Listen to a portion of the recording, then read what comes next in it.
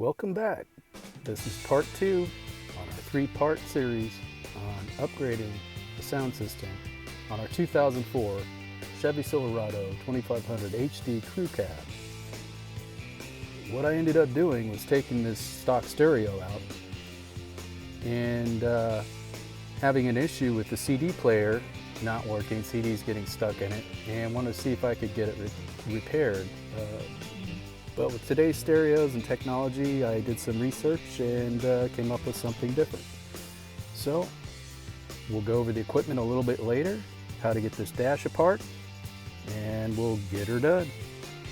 Stay tuned. The first step in our 3-part series of upgrading our sound system was to replace our stock antenna with this 13-inch flexible antenna. Let's go check out what we decided to replace the stereo with. After doing some research, this is what we decided to replace our stock stereo with. It's a Boss Audio. There's the model number. It's got a lot of nice features on it. We'll be going through those. It's got a backup camera, and it's got navigation. One of the other things that you're going to want to order is you're going to want to order one of these faceplate adapters. And what this is going to do is once you mount your stereo, this faceplate adapter is going to make sure that the stereo is secure and it looks nice and there's no gaps or edges. And finally, what we're going to be doing in this project is we're going to be getting this vehicle antenna adapter in, and all of these items I'm going to have a link in the description below once I finally get them, so you can check those out. And remember that each vehicle is different, so do your research.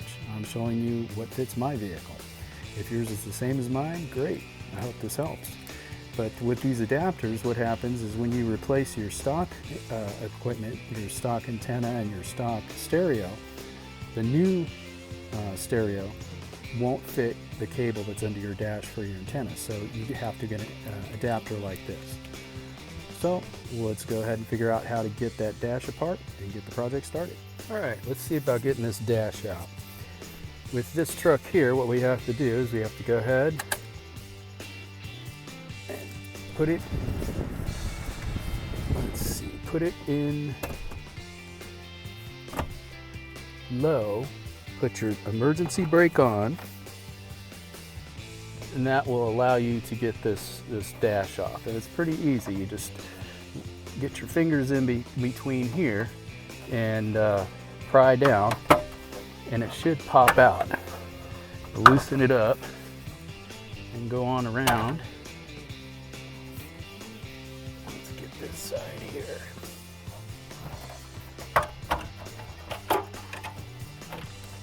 You should be able to lift it right out at that point.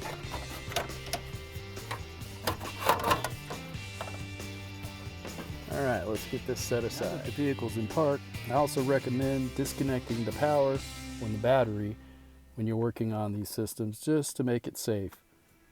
First thing we're going to check out is here's your stock antenna cable. We're going to go ahead and get that adapter, get that installed.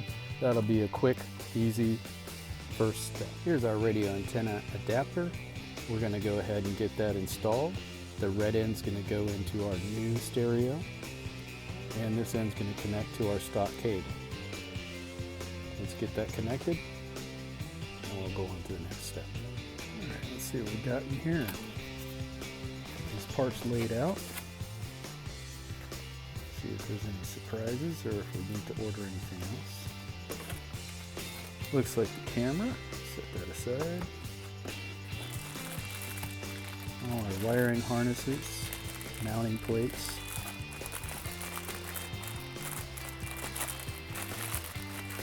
Set that aside.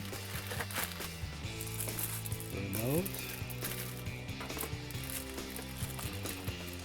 The instructions. Looks like it comes with a little stylus here. Set that aside. And we'll go ahead and get that out of the box and check it out. Came really well packaged in this foam, cradled in that. It's got a lot of little pieces of plastic, bags, things to secure things. We're going to remove all this stuff, get all this stuff out of the bags, lay it out, and see what we're working with. Alright, this is everything laid out. Looks like you got both your user's manuals, one for your GPS and one for the stereo, 2 wiring harnesses, a mounting bracket, the stereo itself, GPS antenna, remote, the stylus, and the backup camera. So let's go ahead and get the instructions open and see what we're in for. Alright, after doing more research, I found out that there is a wiring harness adapter that I can purchase that I can plug right into here instead of cutting all these wires and then trying to splice the wiring harness that came with the stereo. Also, with the adapter, what I failed to realize is that all of your chimes from your alarms go through your speakers, and with that adapter it allows all those to work through the new stereo. So I'll go ahead and put a link to that as well. We'll have to wait a few days for that to come in before we can put the rest of it in. So we're going to work on the mounting right now. And the next little challenge I ran into are these 2 little tabs. This one here and that one right there. So with the mounting bracket, I'm actually going to use the ones that came with the stereo because they're metal and I got them mounted right there. But when you put the stereo in, the holes don't line up because those little plastic tabs keep them off center just enough. So what I'm going to do, since I'm not going to put the old stereo back in and I still have these mounting holes, I'm going to go ahead and cut these tabs off and see if that doesn't give me a little extra space so I can line it up so my screws for my brackets will fit in this hole and these 2 holes here. Alright, let's get those little tabs cut off. Okay, I went ahead and mounted the stereo with the mounting kit, the faceplate bracket that I had ordered, the plastic one, and that seemed to fit better all the way around. I thought the metal brackets that came with the stereo itself would work out better. But even after cutting off those little plastic tabs, I still had a hard time getting things to line up and for this to look right, the reveal around the stereo. So with that one kit that I did order, I think I'm going to go with that one kit and disregard the stock faceplate and the stock metal brackets that came with the stereo. I like this fit, so I'm going to go ahead and pop this all back apart so we can get the next step going. Okay, I'm going to do the quick shot of the kit that comes with it. You get the left side here and the right side, and you get this faceplate or bezel that goes along here. So I'm going to disregard the stock one that came with it and the brackets, because even though they're metal and seem like they would probably be the best, they don't fit the application as well as the kit that I bought. So I'm going to go ahead and stick with that. Hope that helps.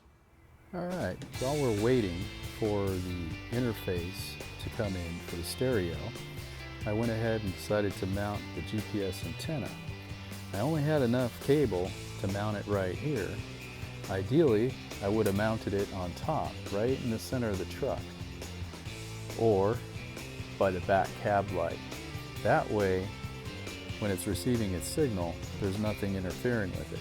A lot of times, you'll find people that have installed them under their dash, inside the cab, back behind the radio, or up here on the dash, and that kind of blocks part of your signal. So for the best signal, I went ahead and mounted it up top. The antenna had a magnetic base, and it also had an adhesive pad, which I went ahead and took advantage of and used. I ran the cable down the trim all the way down the window, all the way down into here, and then came out behind the hinge so it didn't get pinched, all the way back down into here, and then I went ahead and took it inside this grommet, brought it inside the cab through there, up under the dash, behind the cluster, and then fed it through here. So when we're ready to put the stereo in, I've got a little extra cable. Next, let's check out where I mounted the camera. The camera was a little more challenging to mount because I didn't want to drill a hole in my bumper, and it still needed to be close enough to where I could wire it in. I ended up finding the green wire that goes to my reverse light, but I didn't wire it in up here. I went ahead and wired it in down below. We'll see if we can get down here to see all that.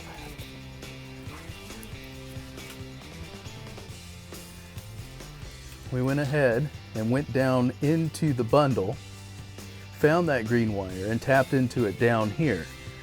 That was a little easier and it was more protected, and I wasn't cutting into my harness right into my light. This has a quick plug on it and a little pigtail, and it plugs into the camera. And then you have your extension that comes with the camera. We'll get a shot of that in a second, but that one's too short. So I had to order a longer one, and I'll get you a shot of that and the link in the description below. And let's get a shot of the camera.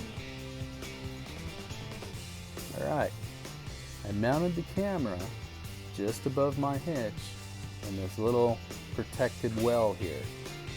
I took a piece of aluminum plate and some aluminum pop rivets and used the mounting bracket that came with it. It seemed like the most logical spot. It's protected. When you put it in reverse, your reverse lights or your license plate lights, which are right here, don't shine on it. So we'll see how that works out for me. It's not permanent. I can always move it if there's better location, but we're going to give that a shot. And I ran the wire along the rail through here,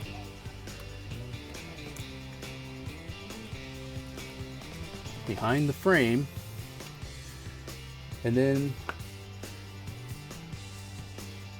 down alongside the frame there. We'll get a better shot. Let me get a little closer. Coming along the inside of the frame, I don't really have a tight shot of it there, but in between the bed and the cab, you come through here, through over the top, and then I went ahead and followed this bundle here. Followed that bundle all the way through to where the speedometer cable comes. Now the speedometer cable goes through there. There's a grommet. So I was able to get the wire fed through there, and that grommet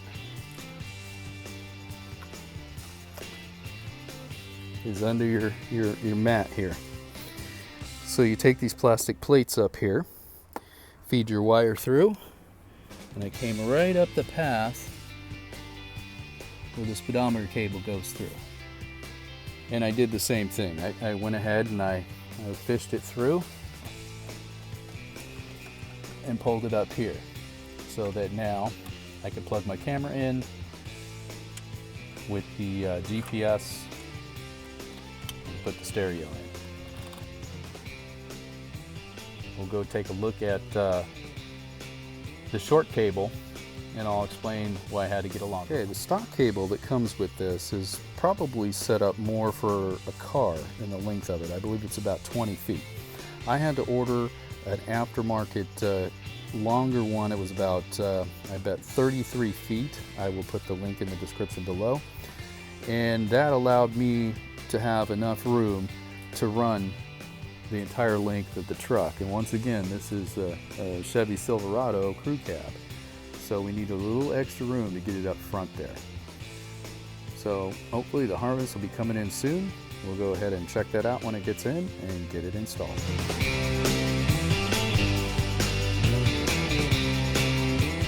Alright, the vehicle interface just showed up. Let's go ahead and get it open. and see what comes in the package. Okay, here's what we got. This is our chime box.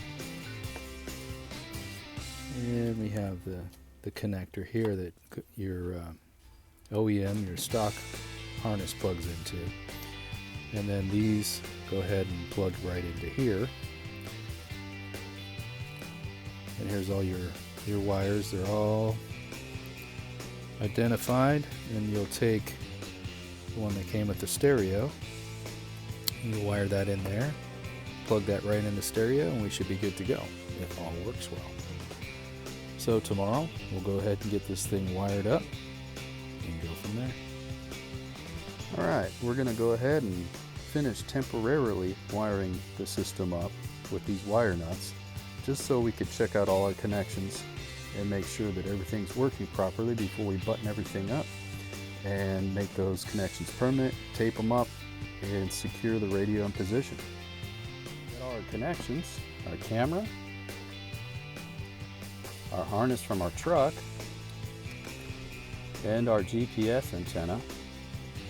So we'll go ahead and get our harness plugged in, get everything plugged into the radio, and test it, see what we got. Well, the moment of truth has arrived. We'll see if she actually works. Let's put the keys in. Getting my chime now. That's because of the new wiring harness that I use. Let's turn this on. Yeah, we got lights. We got power. I hear static. Let's see if we get a signal from the camera. We'll pop around through this.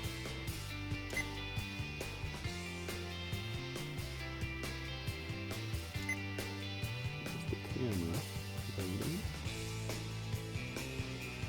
And I think, let's see, we got to put this in reverse, so. Hey, we got a camera. It's upside down, but we'll fix that. And we'll get it all buttoned up, get the dash together, and then we'll look at it then. All right, that concludes part 2 of our 3-part series in our sound system upgrade for our Chevy Silverado. The other thing I wanted to mention is kind of neat here is you have a little port that you can open up here. You have an SD card, you have a USB, and you have an area where you can plug in a GPS and update that. And also another where you could plug in headphones or maybe any type of a little auxiliary device. So that's kind of cool. Got this little door that covers that up. So this concludes this part of our video, and thanks for watching. Stay tuned for part 3.